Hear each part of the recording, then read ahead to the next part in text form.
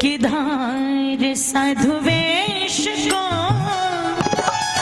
सहन कर कलेश को, सोते भारत देश को जगाया दयानंद ने।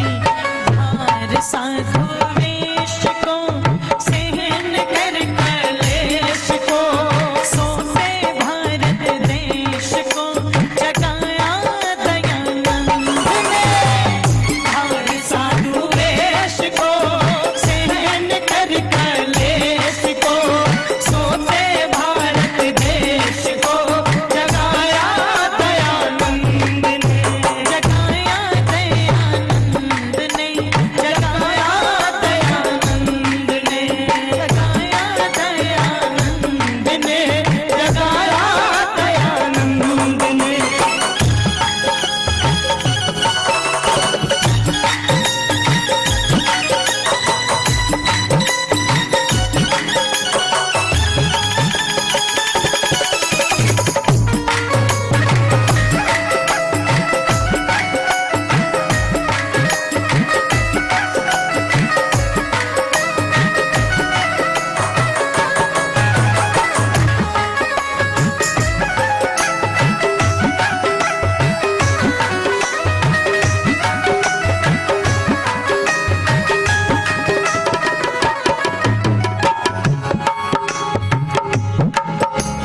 शुद्ध वेद भाषकर सत्याव्रत प्रकाश कर, शुद्ध वेद भाषकर सत्याव्रत प्रकाश कर, शुद्ध वेद भाषकर सत्याव्रत प्रकाश कर, पाखंडियों का नाश कर दिखाया दयानंद ने।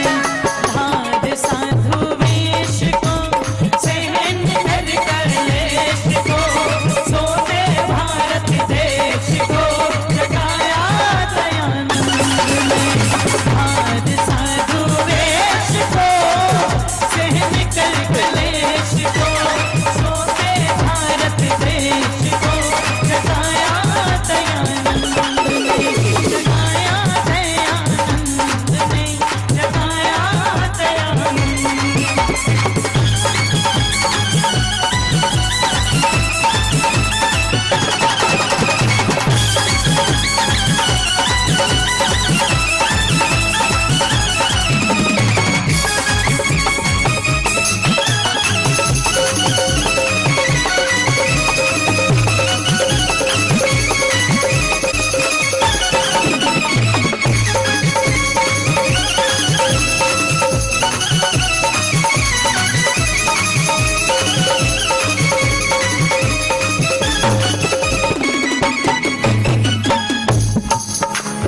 निवेदन आप लोगों के मध्य में कर दूं, ये महर्षि दयानंद की बहुत बड़ी कृपा रही, जिन्होंने परमपिता परमेश्वर की वाणी वेद का भाष्य कर और जन जन तक वेद की विचारधारा को पहुंचा दिया।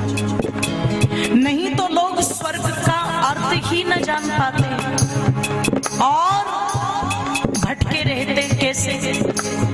कुछ मूक प्राणियों को पकड़ करके ले जाया जा रहा है, भेड़ों को और बकरियों को, और जो व्यक्ति पकड़ करके ले जा रहा था कहते हैं निर्दया थी उसके अंदर, कोई दया का भाव नजर नहीं आता था। जब उन मूक प्राणियों को इस प्रकार से खींचते हुए देखा किसने? गौतम बुद्ध ने। तो पूछते हैं ये मूक प्राणी, इनकी ये दुर्दशा, क्या कर रहे हो इनके साथ और क्यों इस प्रकार से खींच करके ले जा रहे हो? उस व्यक्ति ने कहा ये सारी की सारी भेड़ें और बकरियां राजा के यहाँ यज्ञ चल रहा है उसमें जा रही है, इनको काट काट करके यज्ञ में आहुतियां लगाई जाएंगी तो दया की तो बात ही नहीं उठती।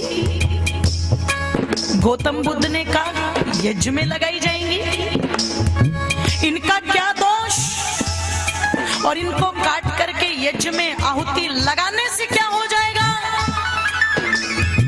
अरे वो अनपढ़ और मूर्ख व्यक्ति जिसको कुछ पता नहीं था, पर सुनी सुनाई बातों पर जिसने अपना विश्वास गढ़ रखा था, वो गौतम बुद्ध को कहता है इनको काट करके यज्ञ में डालेंगे तो उस यज्ञ से देवता प्रसन्न होंगे। गौतम बुद्ध ने कहा देवता प्रसन्न होंगे तो फिर क्या होगा?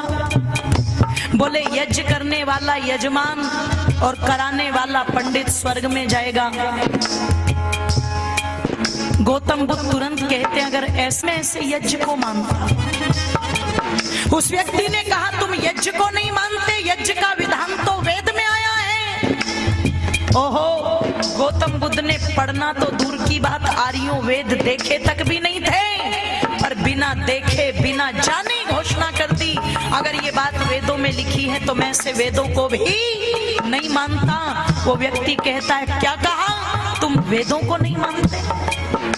वेद तो परमात्मा की वाणी है। तब गौतम बुद्ध हाथ उठा करके कहते अगर वेद परमात्मा की वाणी है तो मैं ऐसे परमात्मा को भी बोलो नहीं मानता। मेरे लिए तो अहिंसा परमो धर्मा, और इस एक वाक्य को लेकर के गौतम बुद्ध ने बौद्ध मत की स्थापना कर दी। अगर एक बार वेद को पढ़ लेते तो पता लगता योग के 8 अंगों में, क्यों जी, यम नियम में बोलो अहिंसा आता है कि नहीं आता?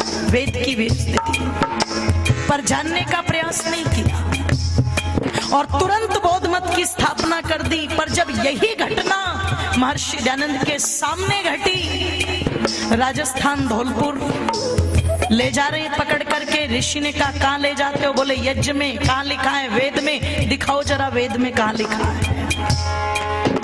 अब वेद में हो तो दिखाएं, वेद में था ही नहीं।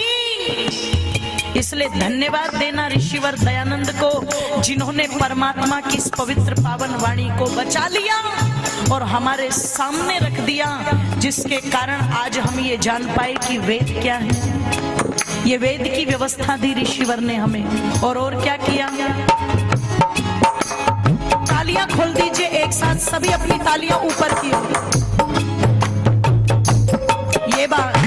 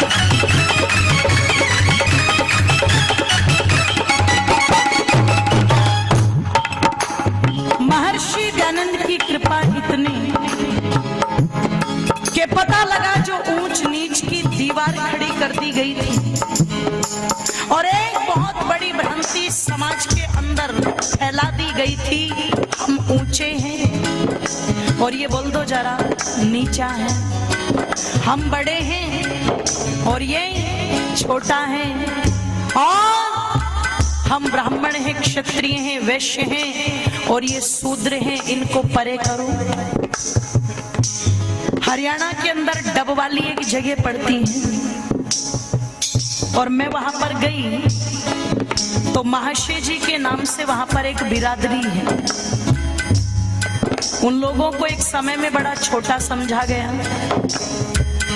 तो एक दिन वो आर्य समाज में आए हुए थे, इस बारे में वो मुझसे बात करने लगे, बोले क्या हम यज्ञ में बैठ सकते हैं? मैंने कहा बिल्कुल बैठो, कल आओ यज्ञ में कराऊंगी, आप सब बैठिए यज्ञ में।